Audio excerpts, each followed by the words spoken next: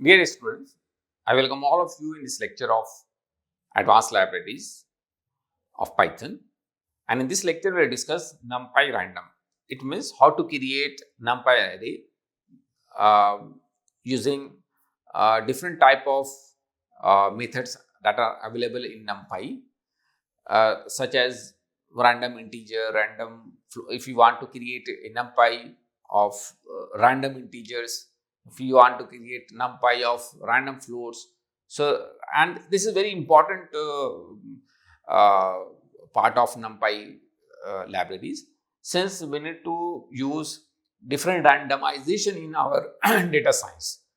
When we would be splitting our data set into training and testing data set, so at that moment of time we would be using random test and training data set. So we want to make our training and testing having random records.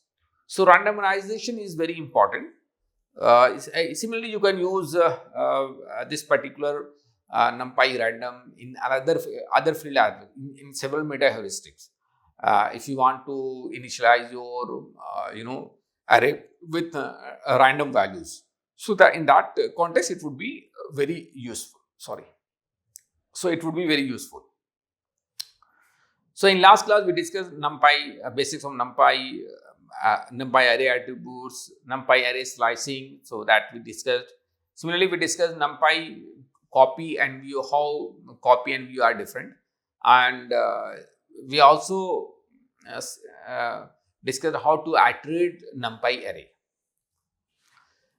In this current lecture, I will discuss Numpy random array or Numpy random permutation. It means how you are going to permutate your Numpy array, or you could say reshuffle your array. There is a very important terminology that is called broadcasting. Broadcasting actually it allow operation of compatible type of array. Then we'll discuss Numpy array operations and certain problems related to Numpy.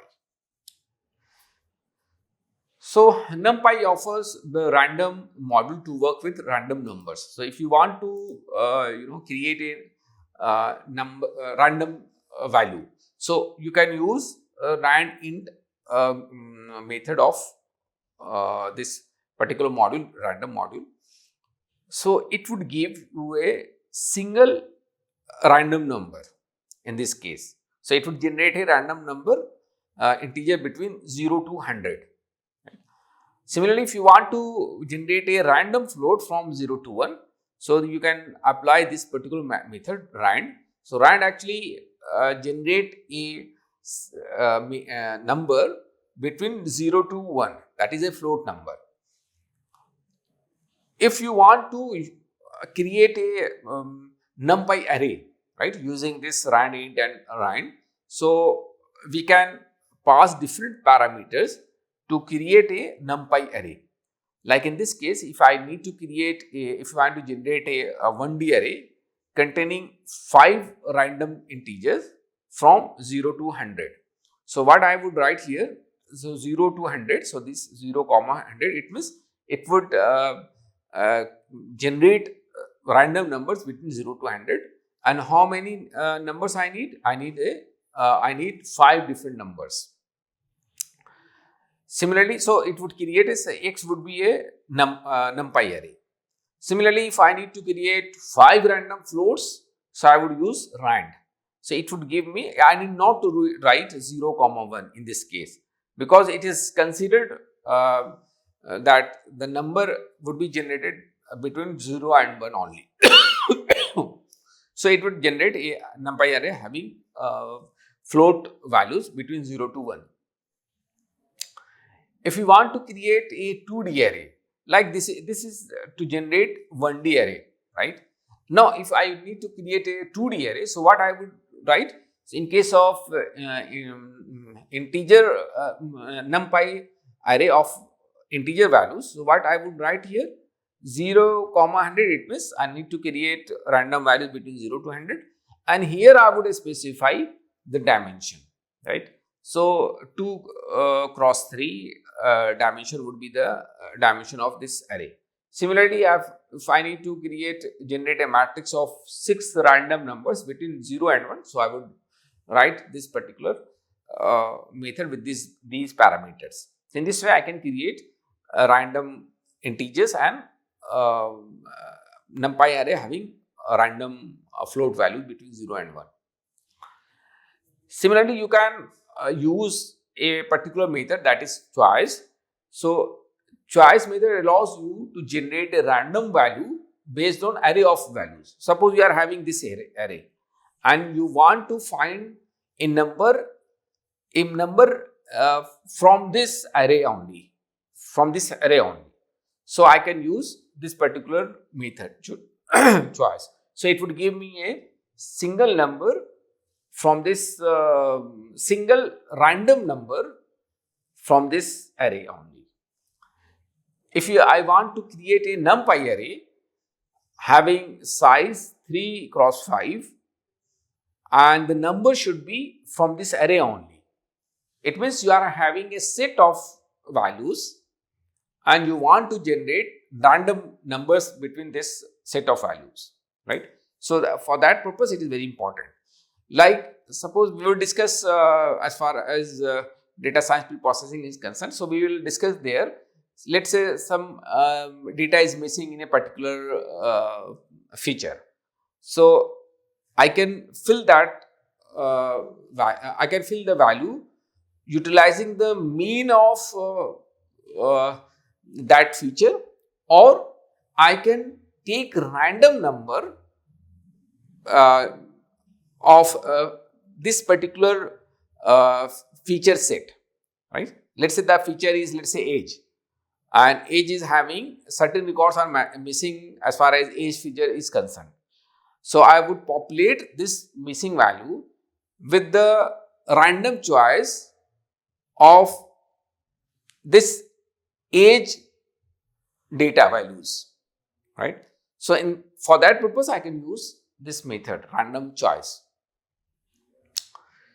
Now, there is one more option in random module. So, that is random permutation. So, the NumPy random module provide two methods for permutation. So, there is two methods, that is shuffle and permutation. So, what shuffle does? Shuffle changes arrangement of element in place that is in the array. So, shuffle would not create a new array. So, it would just shuffle the data, shuffle the element inside that NumPy array only. But permutation will return a new permutated variable and the original data is not changed. So, if you are having a NumPy array, so and you want to create a new NumPy array of based on this NumPy array, so you can use permutation. Or if you want to change the order of the element inside that NumPy array only, then in that case you can use shuffle. So, this is the difference between shuffle and permutation. So, what shuffle would do here? So, that is why it is not returning something, right? So, shuffle would shuffle the data inside this array only. But in case of permutation, it would return a separate NumPy array, and this NumPy array would not be disturbed, this particular, the original NumPy array. Now, there is a terminology, very important terminology, that is called broadcasting. So, what broadcasting is a mechanism that allows NumPy array of different shapes to perform operations. Let's say you are having a NumPy array of 5 cross 2 and there is another NumPy array. Let's say this one is A1 and the another NumPy array is 5 cross 1. So, and you want to add A1 plus A2. So, would NumPy allow this operation, or this operation is not possible?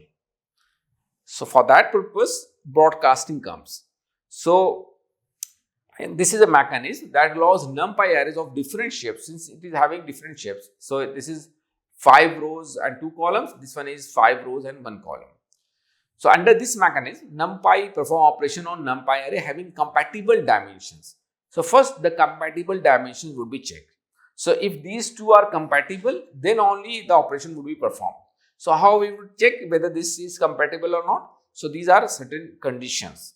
So two dimensions are compatible when they are equal. So if two array is equal, like in this case, so the number of rows are same, right? And the number of columns are also same. So obviously they are compatible. If one of them is 1, they are still compatible if they are if one of them is 1. Suppose this is the case, 5 comma 1 and 5 comma 2. So number of rows are same, but number of columns are different. But here in one of the array, the number of columns is 1. So again these are compatible as far as NumPy array operation is concerned. One thing more, if a dimension is missing, let's say there is a NumPy array 5 cross 2 cross 2, right? And the another is 2 cross 1. So whether these are compatible or not. So if any dimension is missing in an array, it is considered as 1. So since the one dimension is missing in this array, so it is considered as 1. So now again, now it is considered as 1. So it means these are compatible as far as the very first 0 dimension is concerned. Now come to the dimension 1, that is number of rows. So again these are same. So this is compatible. Now what about the number of columns? So since one is the array 2, that is NumPy array 2 is having number of column as 1. So again these are compatible. So these are compatible. And how operation would be performed, that we will discuss. So if it is compatible, then the operation would be performed by broadcasting certain data. So if dimensions are compatible and in case a dimension is 1, then broadcast it along that axis. So where the dimension is missing, so that would be broadcasted.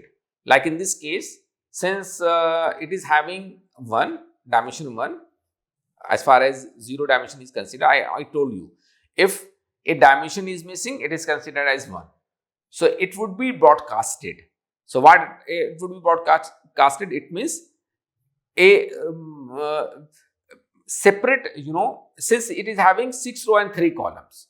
Let me come to the next slide. So this is the way how broadcast was. So this the very first array A1 and it is having A2. A1 is having 3 cross 3 and A2 is having 3 cross 1. Now since number of rows are same and the number of columns in one of the array 2 is having number of column as 1. So it is compatible, right? Now how operation would be performed? Now it would be broadcasted along this axis. It means the number of columns would be like in this case. So 2 more columns would be added, right? Like in this case, 35, 13, 19 have been added here. Now these 2 would be added. Now these 2 columns, 2 array would be added. So this is A1 and A2 has been modified in this manner. Now this would be added. Now consider the next case, since it is having 3 cross 3 and it is 1 cross 3, 1 row 3 column. So now it is again compatible, right? So because there is 1 here. If it is having 2 cross 3, suppose this array is 2 cross 3, then these 2 are not compatible, right? Because one of the dimension should be 1. In that case only it would be compatible. So since these 2 are compatible, so it would be broadcasted along the axis having value 1. So it means row is having 1, so it would be broadcasted. Now you can observe it. So 35, 10 and 21 have been broadcasted along the row. Now these 2 would be added. So this is the way how broadcast works. Now we will discuss certain operations of NumPy array. So a NumPy array is having different type of operations. Some are very basic operations: addition, subtraction, multiplication, division, and more. So if you are having two NumPy array A1 and A2, so you can directly write A1 plus A2, right? You can also write A1 minus A2, A1 into A2, right? So in this way you can perform the operations. There are certain useful array operations as well, like maximum, minimum, sum. So you can directly apply, A1 is a array, A1 dot sum, right? A1 dot mean, and so on. So you can directly apply these useful operations. You can also aggregate all the values in a matrix across columns or rows using the axis parameter. So if you are having, suppose, let's say you are having a 3 cross 2 matrix NumPy array, right? So it is having 3 row and 2 columns, and if I need to find out minimum along the uh, rows, right?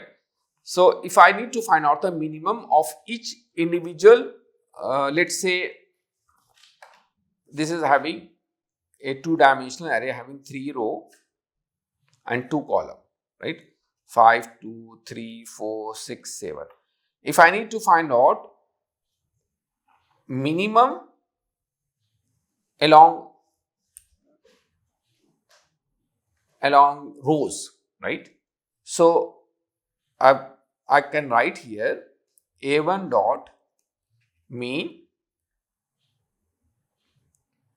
A1 dot mean, and axis is equal to 0 for rows, right? So it would give me minimum along axis 0. So in this way I can aggregate all the values in the matrix. So in a NumPy array, axis 0 is the first axis. I have already told you the axis 0 is the very first axis. If it is having, suppose if you are working on 3-dimensional array, so axis 0 is for number of tables, right? Axis 1 is for number of rows, and axis 2 is for columns. So in a 2-dimensional NumPy array, row is axis 0 and column is 1, right? Similarly, you can apply different operations as well, like transposing a matrix. You can directly write array dot t or array dot transpose. So it would give you a transpose of a matrix. Let's say you are having a matrix 5, 3, 2, 4. So if, and this is A. So if I would write AT, so it would transpose the matrix, like in this case 5, 3, right, and then 2, 4. In this way, it would be transposed. So 1D array is a vector. In case of NumPy array, 1D array is considered as a vector, and 2D array and other array are called matrix, right? You can also perform reverse of a NumPy array. So how to perform reverse? So for that purpose, we are having method flip. So in this way, you can perform the reverse. There is an example of how you can perform NumPy operation like plus, minus, and multiplication. So here I have created NumPy array using random int. So it would create a NumPy array of having 3 cross 4 dimension. Similarly, there is one more NumPy array that is 3 cross 4, and it would be, I will very soon I will switch to ideally, and I will try to show you how we can perform all these operations. There are very important statistical methods as well, like NumPy mean, max, mean, variance, standard deviation, median, histogram, and so on. So using a single statement or single method, you can calculate standard deviation, median, histogram, and interquartile range, and so on. So there are several methods that you can explore. Let me come to the let me open the ideally, where I will try to show you how NumPy random, how you can create NumPy array using random, and how you can perform different operations. So here I am creating a array, a R1 is equal to np dot random dot rand int, and here I'm using 0, 100, and let's say I'm trying to create 5 cross 3 matrix, right? Similarly, I'm creating one more array, that is array 2, having same dimension, okay? And let me print this array, print AR1 and print AR2. Let's see how what array would be displayed. So this is the very first array, right? And this is the another NumPy array, right? Now I can directly sum these two, right? Array 1 and array 2. So I can directly write AR2 and it would give me some, sorry, this is not Java, this is Python. So you can see here. So this has been the final sum value, right? Similarly, if I need to find out mean of a, let's say I'm considering only array 1, and I need to find out the mean. Mean, it means average value, right? Let me run this one. So this is the mean of the whole array. This is the whole array, right? And this is the mean value. Now let's say I am writing axis is equal to 0. So let me execute this one. This is not axis, this is actually axis. So this is axis.